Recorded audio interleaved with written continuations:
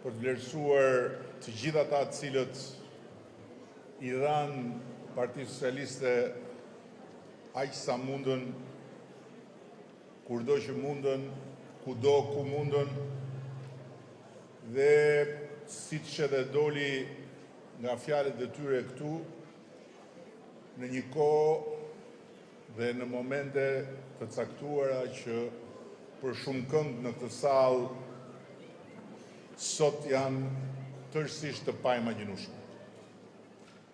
Është e paimagjinueshme sot për shumë kënd në këtë sallë që të duash të mblidhesh dhe të mos lejoj policia që të mblidhesh.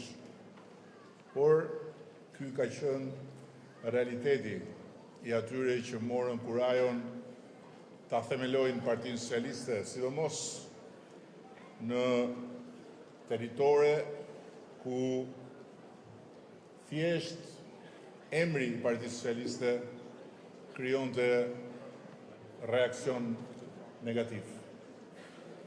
E megjithatë, sot ne ja vlen të ndalemi në stacion për faktin se gjatë gjithë këtyre viteve në një mënyrë dhe në një tjetër rrugtimi i Shqipërisë u njësua me rrugtimin e Partisë Socialiste. Dhe ky është fakt.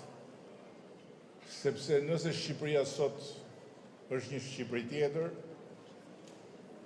kjo është në radhë të parë puna, vepra dhe merita e familjes së madhe të socialistëve dhe progresistëve shqiptarë.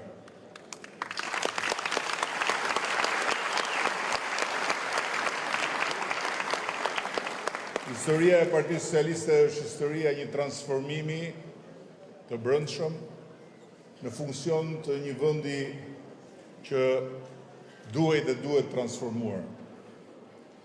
Dhe Partia Socialiste u bë zëdhënësja e nevojave të vendit dhe njëkohësisht edhe fuqia që i adresoi ato nevoja.